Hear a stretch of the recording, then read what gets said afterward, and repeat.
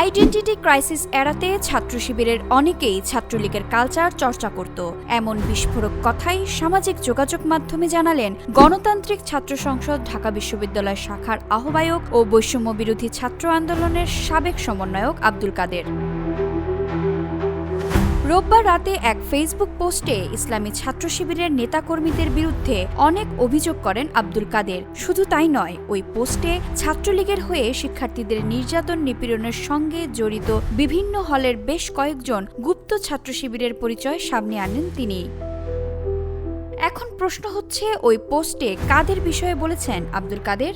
আব্দুল কাদের লিখেছেন, শিবির করে আসা ছেলেরা নিজেকে ছাত্রলীগ প্রমাণ করার জন্য উগ্রবাদী ছিল।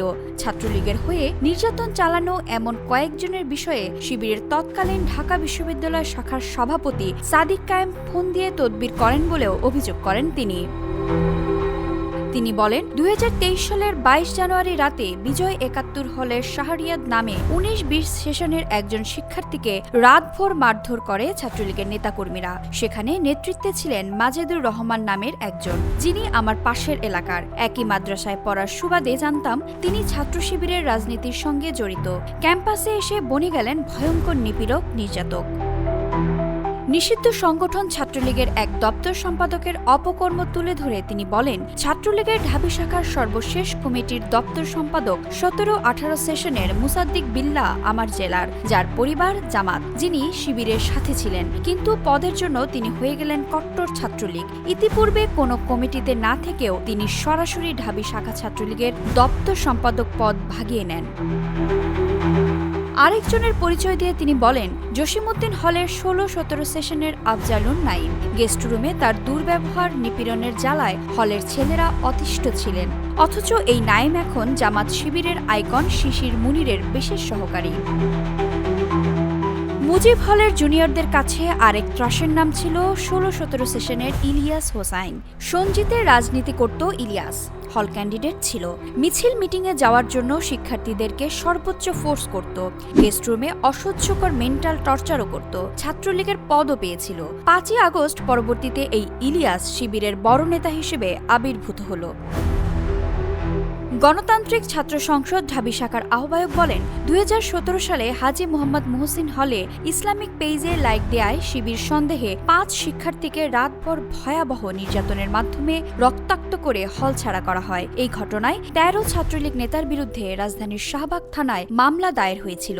মুহসিন হলের সাবেক ক্রীড়া বিষয়ক সম্পাদক মোহাম্মদ শাহাদাত হোসেন ভুক্তভোগীর মোবাইল চেক করেন এবং সঙ্গে সঙ্গে অতর্কিত হামলা চালান। এই শাহাদাত আবার শিবির হিসেবে সর্বমহলে পরিচিত ছিল। 24 সালের সেপ্টেম্বরে এই মামলা হওয়ার পরে শাহাদাতকে নিয়ে একজন পোস্ট করেন। পরবর্তীতে ওই পোস্টকারীর সাথে শিবিরের তৎকালীন সভাপতি সাদিক কায়েম যোগাযোগ করেন। শিবিরের স্ট্র্যাটেজির জায়গা থেকে ওরা ছাত্রলীগের বড় পদ নিত বলে উল্লেখ করে আব্দুল কাদের বলেন, হল ক্যান্ডিডেট বিশ্ববিদ্যালয়ের ক্যান্ডিডেট হওয়ার কারণে তাকে ছাত্রলীগ যে স্টাইলে কার্যক্রম পরিচালনা করে ঠিক সেই স্টাইল ফলো করা লাগত। শিক্ষার্থীদেরকে গণরুম, গেস্ট রুম জোরপূর্বক মিছিল মিটিংয়ে ধরে নিয়ে যাওয়ার কাজটা একিনের সাথে করতেন তারা। উদ্দেশ্য একটাই, পদ পাইতেই হবে। বৈষম্য বিরোধী ছাত্র আন্দোলনের সাবেক এই সমন্বয়ক বলেন, ছাত্রলীগের হল ক্যান্ডিডেটদের পেছনে আবার কিছু গুপ্ত শিবির থাকত। এরা তেলবাজি আর চাটুকারিতায় ছিল। তিনি বলেন, সেখানকার শিক্ষার্থীরা সেটা দেখে ফেলার পরে তারা সাইদকে আটক করে, কিন্তু এই সাইদই 1 সপ্তাহের মাথায় জেল থেকে বের হয়ে সবাইকে অবাক করে দেয়। ছাত্রলীগের ভেতরে ঢুকে ছাত্রলীগের কালচার চর্চা করা এমন গুপ্ত শিবিরের সংখ্যা কিন্তু কম ছিল না বলে উল্লেখ করেন তিনি। 5 আগস্টের পরে জুলাইয়ের ঘটনার পরিপ্রেক্ষিতে 2টি মামলা হয় জানিয়ে আব্দুল কাদের লেখেন, মাহিম সরকার ও আরমান হোসেন বাদী হয়ে মামলাগুলো করেন। এই 2 মামলার বাদীর সঙ্গেই শিবিরের সাদিক কায়েম সরাসরি দেখা করে কয়েকজন ব্যক্তির ব্যাপারে তদবির করেন। মাহিন ও আরমানকে একটা তালিকাও দেন যেন এই ব্যক্তিগুলোর নাম মামলা থেকে কেটে দেয়া হয়। আরমান পরে খোঁজ নিয়ে দেখেন সাদিক কায়েম যে নামগুলো দিয়েছেন তারা শিবিরের সঙ্গে সংশ্লিষ্ট। 5 আগস্টের পরে হলে হলে ব্যাচ প্রতিনিধি হয়, শৃঙ্খলা কমিটি হয় শিবিরের প্রেসক্রিপশনে, এমন অভিযোগ করেন আব্দুল কাদের। তিনি বলেন, ইঞ্জিনিয়ারিং এর মাধ্যমে অনলাইনে ভোটাভুটি করে অধিকাংশ ব্যাচ প্রতিনিধি শিবির নিজেদের লোকজনকে নির্বাচিত করে বলে জানান আব্দুল কাদের।